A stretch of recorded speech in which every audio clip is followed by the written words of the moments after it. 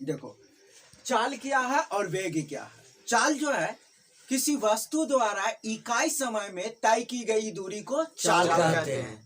लेकिन वेग क्या है, तो किसी वस्तु द्वारा एक निश्चित दिशा में इकाई समय में तय की गई दूरी को वेग कहते हैं। मतलब चाल जो है वो एक अदिश राशि है। ये क्या है? अदिश राशि। हाँ, अदिश राशि है, ये अदिश राशि है। लेकिन वेग क्या है? सदिश राशि। हाँ, वेग जो है वो क्या है? सदिश राशि। क्यों? क्योंकि जैसे मान लिया जाए इसमें क्या है, अदिश राशि इसलिए है क्योंकि चाल में केवल और केवल परिमाण होता है, इसमें डायरेक्शन नहीं होता है, केवल और केवल परिमाण होता है ना। तो देखा जाए जैसे हम कह रहे हैं कि कोई वस्तु जो है 3 किलोमीटर प्रति घंटा से गतिशील है, ठीक है। तो ये केवल क्या हुआ? परिमाण हो गया, मैग्नीट्यूड है, इसमें कोई डायरेक्शन नहीं है, इसीलिए ये क्या हो गया? तो ये जो है वो अदिश राशि है। अरे बात समझ में? लेकिन सदिश में क्या है, इसी को हम बोल सकते हैं 3 किलोमीटर प्रति घंटा से उत्तर की ओर जो है गतिशील है।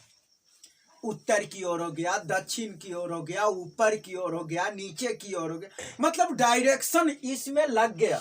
तो ये जो है अब चाल नहीं, अब इसे हम क्या बोलेंगे? वेग बोलेंगे। क्या बोलेंगे? वेग बोलेंगे। अभी वेलोसिटी हो गया।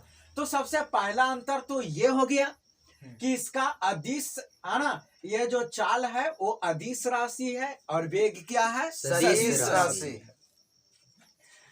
देखो है ना। और अदिश और सदिश का हम कारण दे दिए क्योंकि इसमें केवल परिमाण होता है और इसमें परिमाण के साथ साथ दिशा भी होती है, डायरेक्शन भी होती है।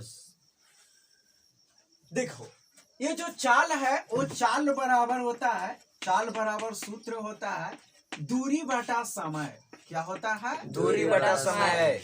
दूरी बटा समय होता है ना। लेकिन यहाँ पे वेग बराबर होता है विस्थापन बटा समय। विस्थापन बटा समय होता है। ये हो गया, समझ में आया?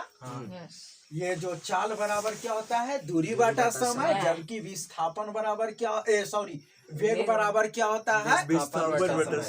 विस्थापन बटा समय होता है। दोनों का लेकिन एसआई मात्रक सेम होता है। इसका भी हो जाता है मीटर पर सेकेंड और इसका भी होता है मीटर पर सेकेंड। क्यों? क्योंकि दूरी का एसआई मात्रक एक प्रकार की लंबाई है ना। तो दूरी का एसआई मात्रक मीटर और समय का क्या हो गया? सेकेंड। तो ये क्या हो गया? मीटर पर सेकेंड। लेकिन वेग का क्या हो गया? मीटर पर सेकेंड। क्योंकि विस्थापन भी एक क्या है? एक न्यूनतम दूरी है ना। एक निश्चित दिशा में तय की गई है ना, सबसे न्यूनतम दूरी को हम क्या कहते हैं? विस्थापन कहते हैं। यह हो गया। तो इस प्रकार से हम लोग देख लिए कि चाल और वेग में जो है से ये क्या अंतर है और क्या समानता है। इतनी बात समझ में आ गया? इसके बाद हम लोग देखेंगे त्वरण क्या है। देखिए त्वरण, अच्छा एक चीज और देख बताया गया यहाँ पे। देखिए कि जो है ना जो है आचार चाल में, ठीक है, आचार चाल में आचार वेग अंतर्निहित होते हैं, लेकिन आचार वेग में आचार चाल अंतर्निहित नहीं होते हैं, ठीक है ना। हमने क्या बोले कि यहाँ पे इस प्रकार से हम लोग बोल दिए हैं कि आचार वेग में आचार चाल अंतर्निहित होते हैं, यानी वेग में चाल अंतर्निहित होते हैं, उसमें होता है। जैसे कैसे हो गया से देख लो, यहाँ पे ध्यान दो। जैसे मान लिया जाए कि 3 मीटर पर सेकेंड से कोई वस्तु जो है से गतिशील है, एक समान वेग से वो जा रहा है ना, यानी पूरब की ओर। चलो एक डायरेक्शन दे देते हैं, है ना, पूर्व की ओर, ईस्ट की ओर ये जा रहा, ठीक है।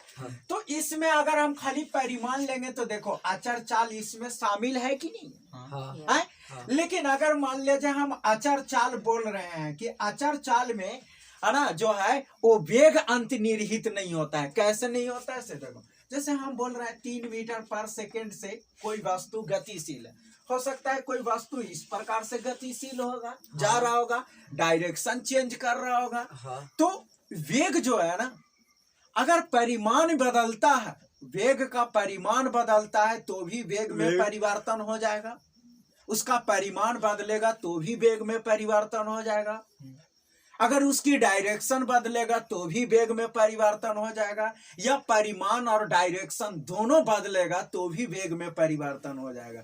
इसीलिए है ना ये बताया गया है कि अचर वेग में अचर चाल अंतर्निहित होते हैं, मतलब उसमें होते हैं, लेकिन अचर चाल में अचर वेग अंतर्निहित नहीं होते हैं। अरे बात समझ में, यह हमेशा ऑब्जेक्टिव वगैरह में पूछते रहता है। चलिए अब इसके बाद देखते हैं, अब हम लोगों को पढ़ना है एक्सीलरेशन यानी त्वरण।